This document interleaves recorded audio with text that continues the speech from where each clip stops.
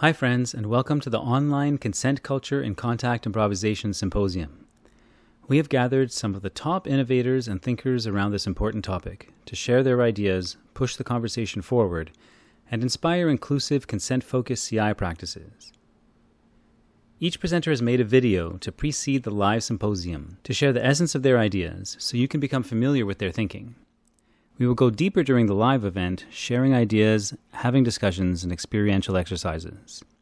The following video is by Hennessy, and it's entitled Asymmetrical Consent.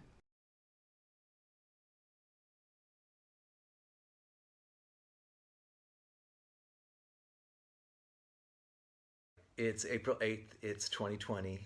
I'm sheltered in place in San Francisco in my apartment, which is in a building called the Pigeon Palace, which is one of 13 community-owned properties that make up the San Francisco Community Land Trust. San Francisco is a settler colonial city occupying the traditional lands of the Ramaytush Ohlone, and it is home to the 1969 occupation of Alcatraz Island by the Indians of all tribes. I have been practicing physical distancing, aka social solidarity, for approximately 3 weeks. Although I see my building mates every day and I frequently take walks with friends, I haven't touched anyone in over 22 days. This video is part of the Consent and Contact Improvisation Symposium that, if it weren't for the current COVID pandemic and its touch taboos, would have happened at Earth Dance in Western Massachusetts. I wish I wasn't talking to my phone on a janky tripod standing on top of my computer. I wish I could feel your attention. I would speak differently if we were close enough to touch or see each other's eyes. I would adapt this text and how I improvise its delivery to support the generation of some kind of shared resonance or energetic connection. I fear the loss of the nonverbal in this symposium. The lack of, or the loss of hanging out, of shared eating, of communal sauna, of actual dancing together. I fear the domination of language, prioritized by this digital interface that mediates our time together. Is this telephone, computer, the point of contact? Or is it the language or the face? Thanks for listening. Thanks for making time and space to think about these issues. I welcome your responses, whether directly to me or into the world that you touch with your attention, your work, your dancing, your kin. I invite you to take a moment, if you haven't already, to tune into your body. Are you sitting, standing, laying down? Do you feel calm or restless? Are you a little excited? Are you trepidatious? Are you concerned about all the talking? Are you happy to be in your home? Where do you feel your body's weight or contact with furniture, the floor, the physical environment? Maybe you're like some of these yoga teachers I've been seeing recently whose cat is sitting in your lap or wandering around you. Where are you? How's it feel? What sensations are you aware of? I'm trying to do this not only as I write, but also again as I speak, sensing, opening, and expanding my attention. And that includes breathing with intention and allowing that breath to move and change how I experience this moment now. If it's not clear, I'm reading a text that I wrote. Sometimes when I was writing, I just let the words tumble and spill as I tried to follow their momentum, trusting the dance of ideas and the shifts of pacing, and accepting the unrealized possibilities when a new idea would assert itself and break or interrupt the flow. Rerouting it, improvising.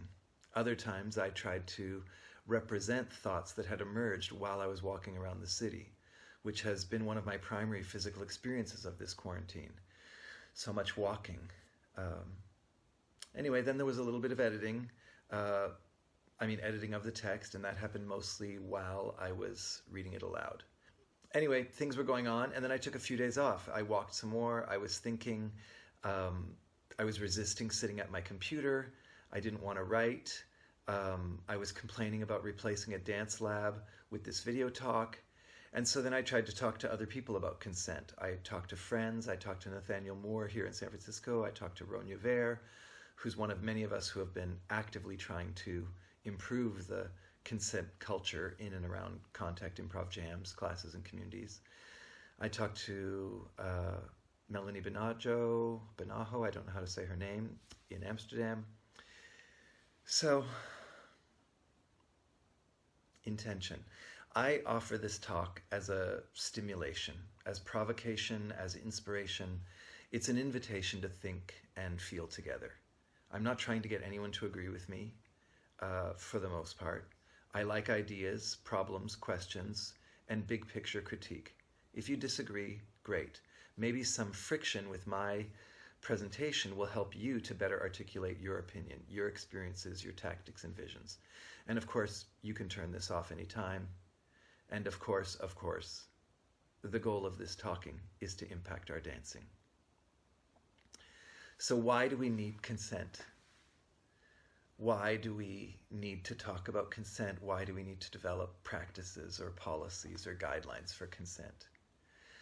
I'm proposing that we mostly need consent in response to asymmetrical power and structural hierarchy. What does that mean? That means that we especially need consent when people's positions in society are not equal. We need consent rules or guidelines when we are talking to someone whose cultural background or history of trauma or social status is different or not the same or unequal. When we have been trained or patterned with different codes of touch, with different expectations or desires for touch, or with different assumptions about what is normal, what is okay, and what is good. So let's think about asymmetrical power and consent. Asymmetrical, not symmetrical, unequal, unbalanced, when two halves don't match. Asymmetrical power, when the power between two people or two communities is unequal or unbalanced. And before I go further with stories of asymmetrical power and dancing, I want to share what I heard today from Amy Goodman and Alexandria Ocasio-Cortez, AOC, when they were discussing on Democracy Now! That wealth inequity and white supremacy are pre-existing health conditions. Wealth inequity and white supremacy are pre-existing health conditions. And they talked about how asymmetrical power was already a health hazard that is shaping how coronavirus, impacts Black and immigrant communities more than others, and that our for-profit healthcare system continues not only to drive inequity, but to weaken our collective health, both human and ecological. Many people engaged in contemporary consent culture have claimed that consent is impossible when power is not equal or symmetrical. So that's a bit extreme, but let's try to work through that. So common versions of this are the taboos against adult-child sex, for example, teacher-student intimacy, employer-employee relationships, sex between prisoners and guards, or slaves and owners. These power dynamics are intensified in hetero situations where the male is in the privileged or structurally powerful position: adult, teacher, boss, cop, slave owner. And the female is in the less powerful status role of child, student, employer, prisoner, slave. I am aware that I'm talking a lot about sex, and I think that it's actually in the categories of gendered touch and sex is where consent is most theorized, and one of the issues that we have with contact improvisation is its vague boundary with what is often perceived as sexual or romantic or relational or even familial contact dynamics, touch. I didn't say that very clearly, and I'm still going to move on. So yes, we've set up these binaries that could be male-female, they could just be asymmetrical power, and then we use intersectional theory not only to complicate these boundaries, but to show that power dynamics can be unequal or imbalanced in multiple aspects of a relationship or an encounter.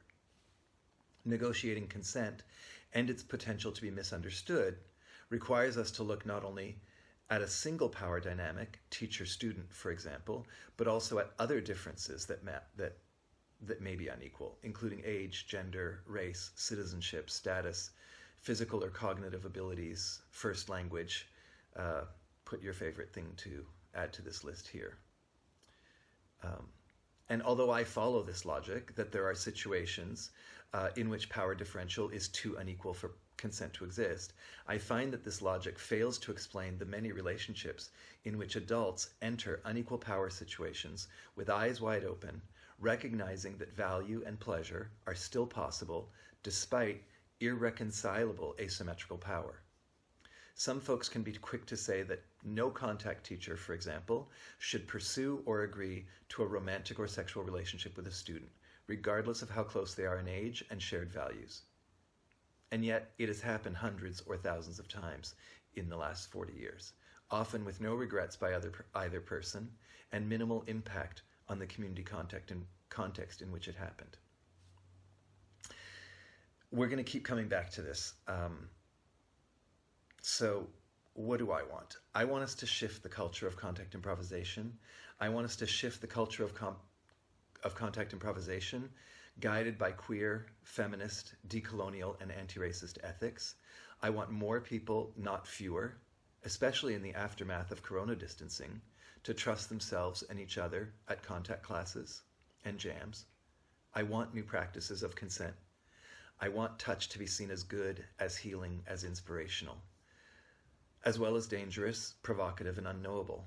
I also want to protect the contact improv class as an experimental place, as a place where the unknown and even the unknowable are prioritized, where every dance is a laboratory of both rigorous awareness practices and rigorous play. From Octavia Butler, everything you touch, you change. Everything you change, changes you. Dance break.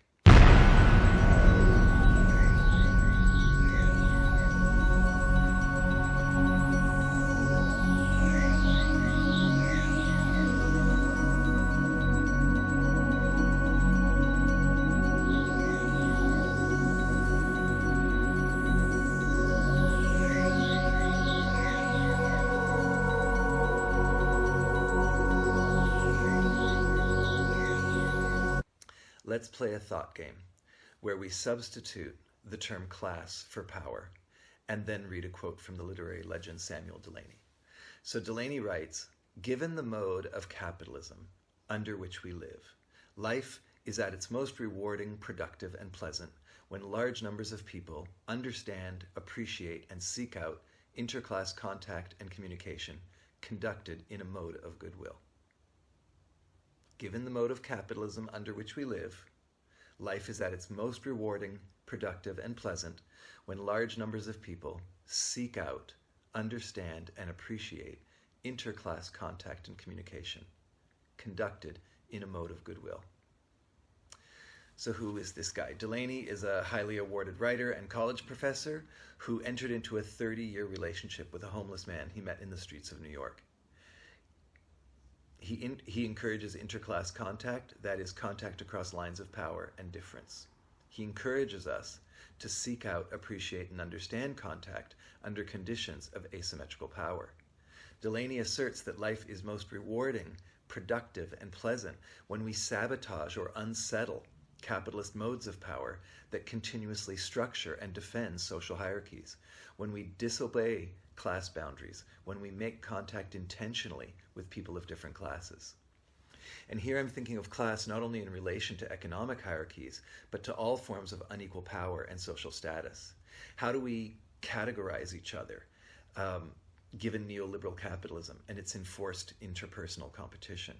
And how do our categories of gender, culture, color, body, sexuality, migration histories, how do these categories become material for unequal or unbalanced power, status, value? In Delany's 1988 memoir, The Motion of Light in Water, he recounts his first sexual experience. It's in an abandoned semi-truck at a public gay cruising site in New York City. The way I remember it, Delaney is a young black man, maybe still a teenager, and he's having sex with two different men, definitely older than him, one white and one black. Sexual contact across lines of power, race, and class are frequent themes in Delaney's fiction as well as in his personal life. Sexual contact across lines of power, age, race, and class are a frequent theme in Delaney's award-winning fiction as well as in his personal life. When I see the kinds of fear and touch taboo that are now being linked to intimate contact across lines of asymmetrical power, and I'm not talking just coronavirus, I'm talking about the ways that we're understanding decolonizing practices and racism and white supremacy and the ways that we're processing #MeToo. When I see the kinds of fear and touch taboo that are being linked to intimate contact across lines of power, I fear the loss of Delaney's utopian democracies. And when I wrote that, it made me think of Patrick Califia's essay, Slipping. And in Slipping, Califia talks about unprotected sex in the early 90s. And the essay, which was written during the hardest years of the AIDS pandemic, Califia showed how the drive to connect person to person with and through sex is so powerful that some people will transgress any taboos. But Califia also asserted that sex had always been dangerous, long before HIV, that in addition to sexually transmitted diseases, gendered violence and familial abuse have always been a crisis, and that getting pregnant, especially before modern medicine and in extremely poor contexts, activates all kinds of dangers, vulnerability, and potential harm. When I think about the current contractions from touch and the physical and social distancing that will not only linger but become normalized due to our current pandemic, I want to also imagine all the ways that people will still connect, will touch, will fuck, will betray social and class taboos, and will be together for pleasure, power, and healing. Califia did not advocate for unsafe sex during the AIDS era, just as I am not advocating for non-consensual touch or relationships in our dance contexts or pandemic protocols. But Califia did understand that slipping would happen, and that slipping on one's ethics and promises would not only happen, but that it would be motivated by some of our deepest desires to connect and our deepest intentions to be good. Now that's complicated. So how do we practice or even conceive of consent in relationships of unequal power and social status? And how do we practice or conceive of consent when the potentials for slipping and for harm are recognized from the start? And how might we activate the contact dance, the contact improvisation space, or the contact dance as a goodwill laboratory for practicing new modes of consensual, interclass social relations that can produce a most rewarding, productive, and pleasant life? Okay, there's a lot on the table here. Let's just list it. Capitalism, class, contact, power, hierarchy, status, sex, contact improvisation, dancing, race, gender, queer, age, harm, healing, change, consent, and the desire for a life that is rewarding, productive, and pleasant.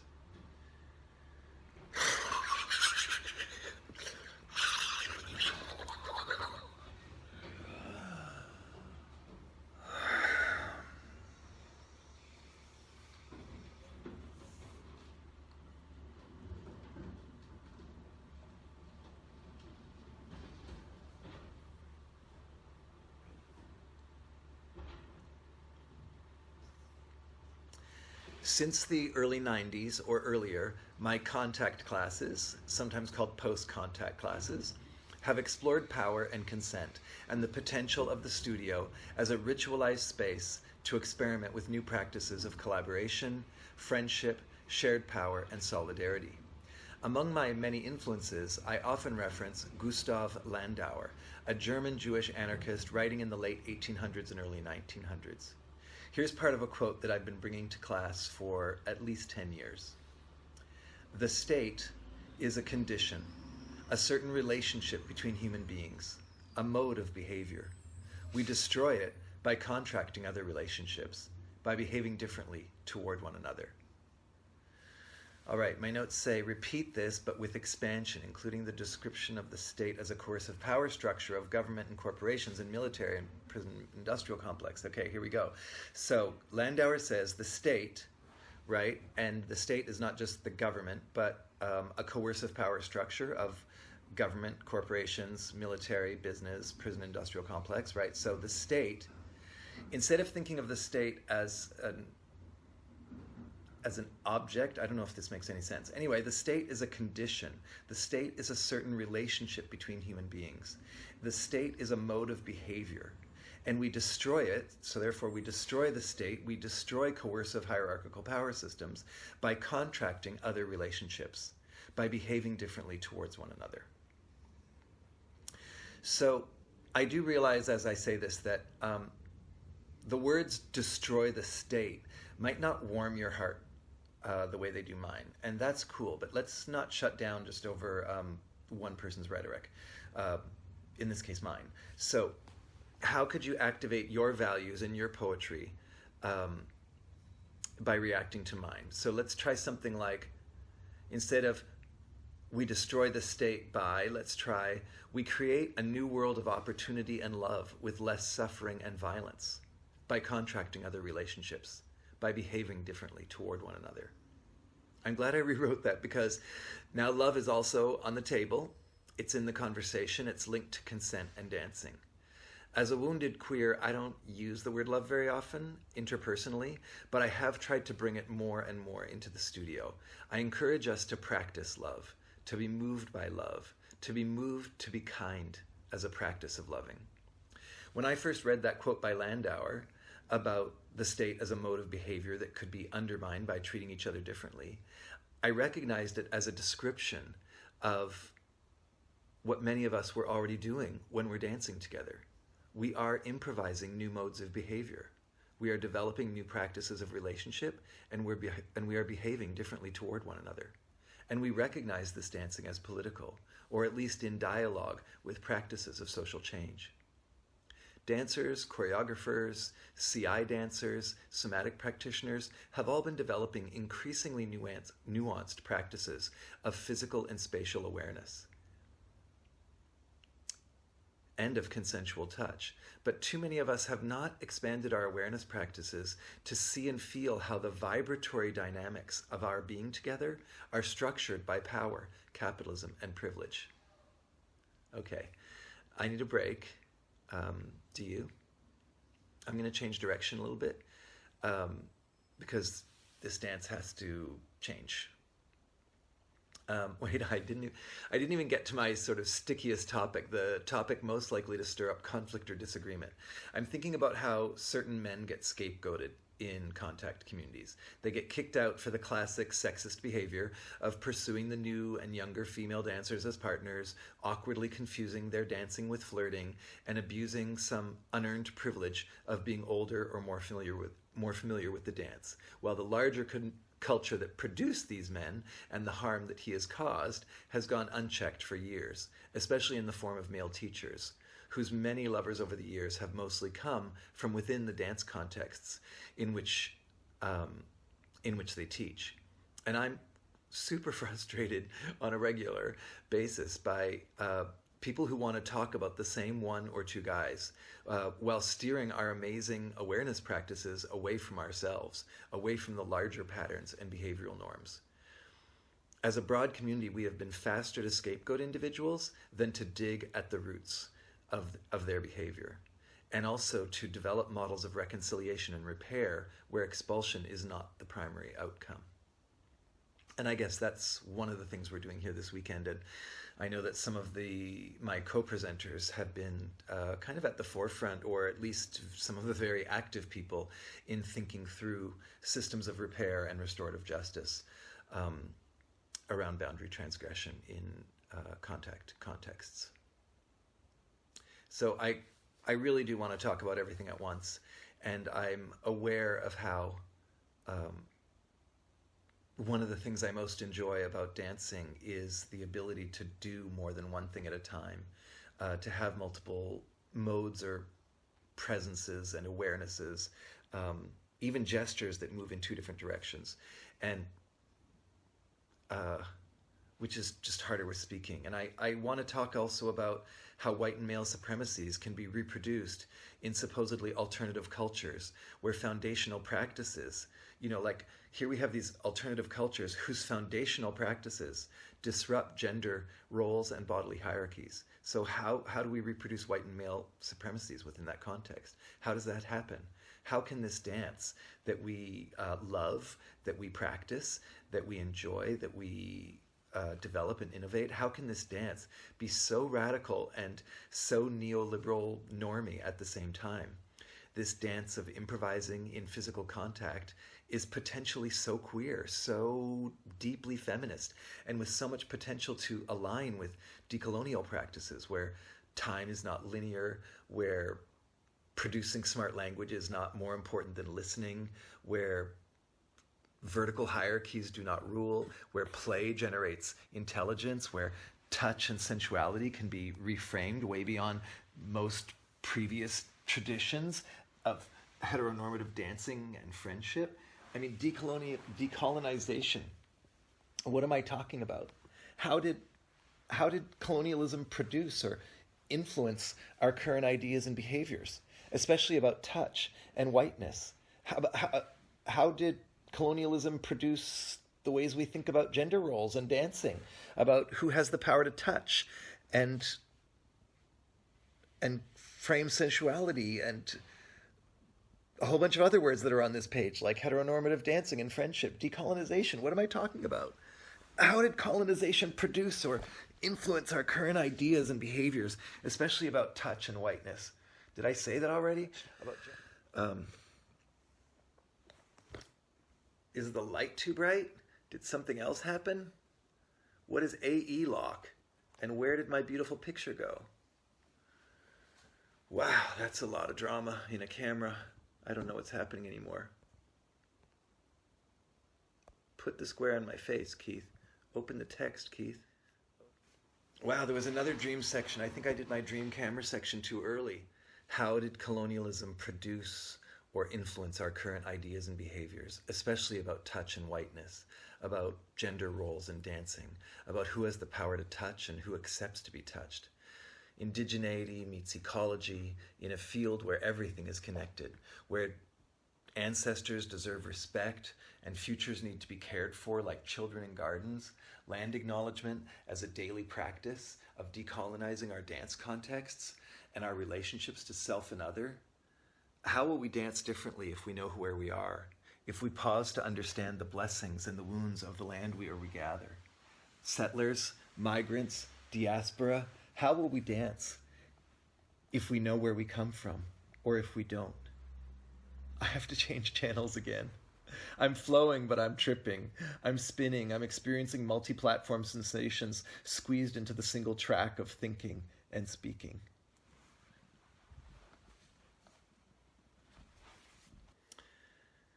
All right.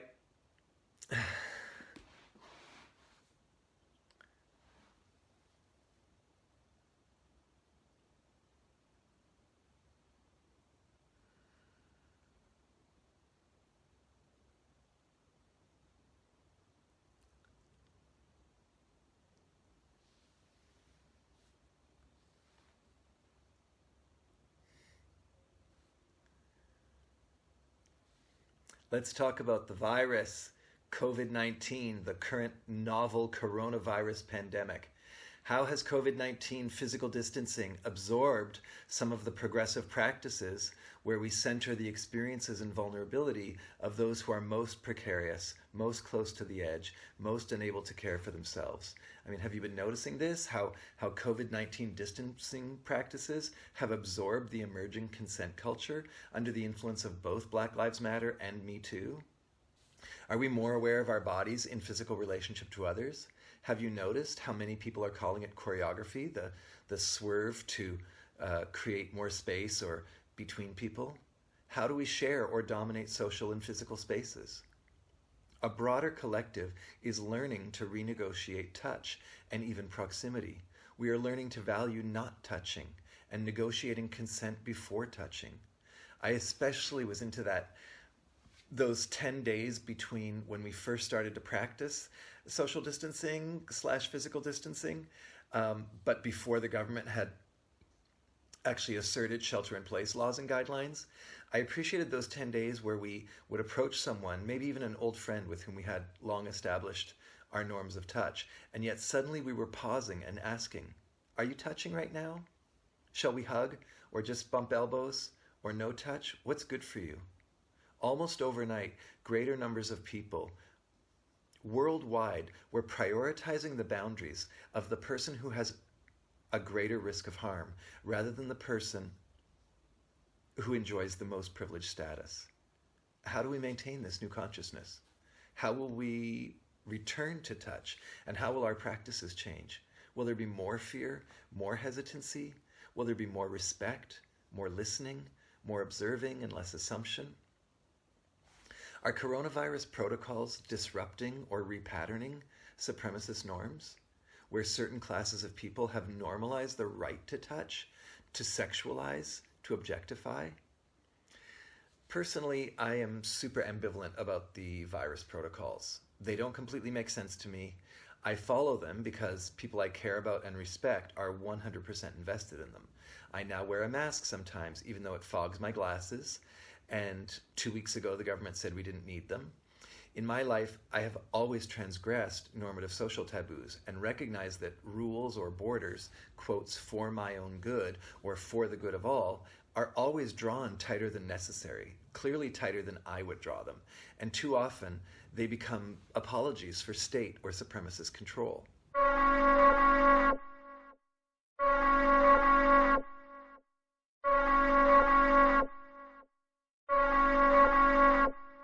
Coronavirus protocols are a gift to control freaks. I mean, and, you know, control freaks of all kinds, but they are also a respite for those who feel the need to constantly protect themselves from the norms of a white and male supremacist society, of an ageist and ableist society. Abuse survivors, especially women, femmes, and queers of color, those who have survived the violence of asymmetrical power, are often our best teachers about consent, our best guides in the new ways of behaving towards one another. Again, it's complicated to think of touch and danger without giving up on touch, and therefore on dancing with each other, especially when the dance practice that brings this group together is predominantly nonverbal and improvised. And here we have to unpack improvisation and its lazy associations between improvisation with some vague idea of individual freedom, aka don't tell me what to do. This is not where I thought this thought stream would go, but here we are questioning improvisation as a practice of freedom, questioning improvisation by people who are conditioned by neoliberalism, and I include all of us in that, and people who are drawn to post-hippie New Age positivism, and I include most of us in that. In both contexts, either way, the neoliberal and the New Age, the self is valued over community. We are haunted by Thatcher's toxic assertion that there is no such thing as society, that there are only individuals. A global pandemic in the digital age disproves Thatcher. Right on. But the current generation of bureaucrats and oligarchs continue their cruel attacks on social solidarity. Again, in both neoliberal and New Age contexts, there is no higher value than being responsible for oneself.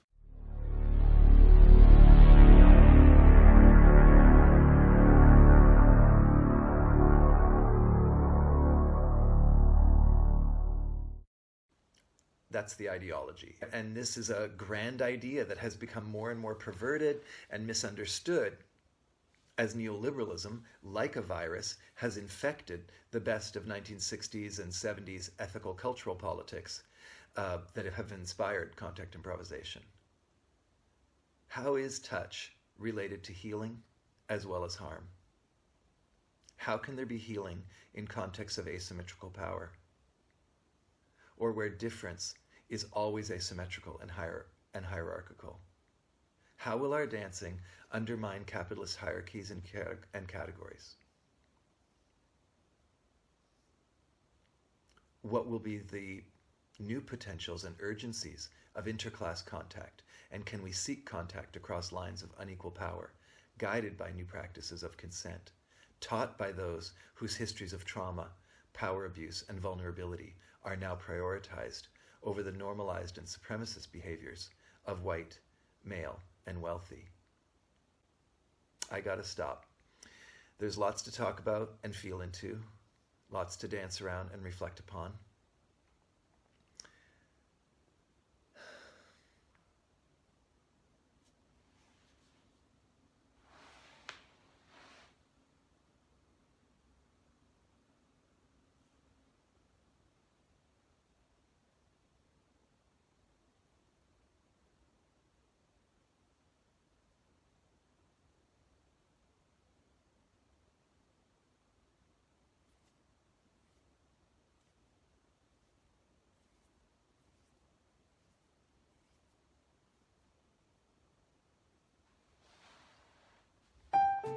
Big thanks to all the organizers and my fellow presenters.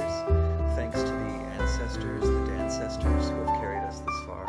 And thanks to you for caring enough about this topic to listen, think, and dance with me.